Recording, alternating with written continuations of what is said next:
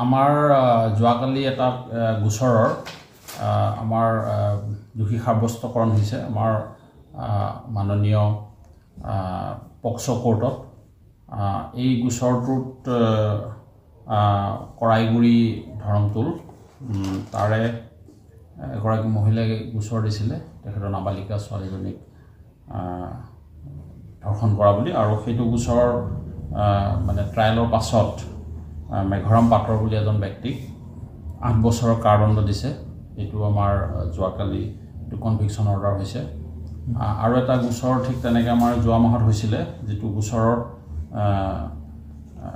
এগৰাকী মহিলাই ঠিক তেনেকৈ তেখেতৰ ছোৱালীজনীক এজন ব্যক্তিয়ে ধৰ্ষণ কৰা বুলি গোচৰ দিছিলে। এইটো গোচৰৰ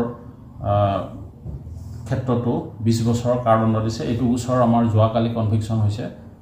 ঠিক তেনেকৈ আমাৰ সিদিনা প্ৰায় 5 দিনমান আগতে এটা গোচৰ এজন ব্যক্তিক আমাৰ মহামান্য জিলা আৰু ছেছন ন্যায়াধীশ মহোদয়ে তেখেতে দোষী সাব্যস্ত কৰিছে এজন ব্যক্তিক। সেই ব্যক্তিজন একচুৱেলি তেখেতে এজন ব্যক্তিক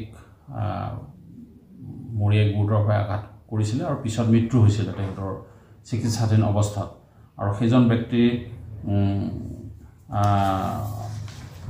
বিৰুদ্ধে সাক্ষী প্ৰমাণ পোৱাৰ পাছত 20 বছৰ কাৰাদণ্ডৰে দণ্ডিত কৰিছে। তেখেতৰ নাম আছিলে মোহন বৰদলৈ।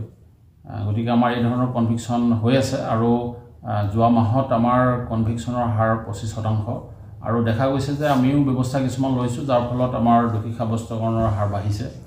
আমি বিশেষকৈ যিটো আমাৰ গোচৰ প্ৰক্ৰিয়াত আমাৰ আৰক্ষী লোকসকলে যথেষ্ট সহযোগ কৰে, যাতে সাক্ষীবাদীবিলাক সময়মতে আহি পায় কোৰ্টত, আৰু কোনো যাতে সাক্ষীবাদীক ভয় ভাবুকি খুৱাব নোৱাৰে একুজ পক্ষই, সেইবিলাকৰ ওপৰত ব্যৱস্থা লোৱা হৈছে। আমি অলপ দিন আগতে তেনেকুৱা এজন ব্যক্তিক আমি গ্ৰেপ্তাৰো কৰিছোঁ, যিজনে আহি গোচৰীয়া পক্ষক প্ৰথমে টোপ দিছিলে, পইচাৰ টোপ দিছিলে, মানে কি হ'বলৈ বিপৰীত সাক্ষ্য প্ৰদান কৰিবৰ কাৰণে, আৰু লগতে তাৰ পাছত যেতিয়া মনা নাছিলে ভয় ভাবুকিও প্ৰদান কৰিছিলে। গতিকে আমি খবৰটো যেতিয়া পালোঁ গোচৰীয়া পক্ষৰ ফালৰ পৰা, তাৰপিছত আমি সেইজন ব্যক্তিৰ ওপৰত আমি ব্যৱস্থা লৈছোঁ।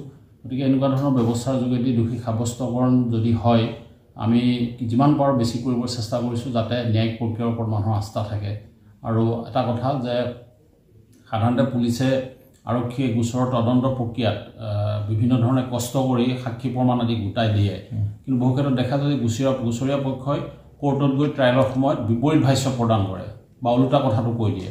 ফলত গোচৰবিলাক কি হয়, দোষী সাব্যস্তকৰণৰ পৰা ৰেহাই পায় দোষী ব্যক্তিসকলে। গতিকে এইটো ক্ষেত্ৰত আমি যথেষ্ট চিন্তা চৰ্চা কৰিছোঁ, আমাৰ ওপৰৰ পৰা নিৰ্দেশ দিছে, আৰু আমি ট্ৰায়েল বা গোচৰ প্ৰক্ৰিয়াটোত যাতে কোনো ধৰণৰ ভয় ভাবুকি খুৱাব নোৱাৰে বা কোনো ধৰণৰ যাতে তেনেকুৱা মানে বিশেষভাৱে গোচৰীয়া পক্ষক হাঁধি কৰিব নোৱাৰে বা ভয় ভাবুকি খুৱাই মানে দোষী ব্যক্তিসকলে যাতে ন্যায়িক প্ৰক্ৰিয়াৰ পৰা আঁতৰাই ৰাখিব নোৱাৰে, তাৰ কাৰণে আমি ব্যৱস্থা হাতত লৈছোঁ, আৰু ব্যৱস্থাৰ যোগেদি আমি ভাল ফল লাভ কৰিছোঁ। আৰু আমাৰ কনভিকশ্যন ৰেট, দোষী সাব্যস্তকৰণৰ হাৰ, আমি ভাবোঁ যে এইবিলাক ব্যৱস্থা লোৱাৰ পিছত আমাৰ ভাল হৈছে।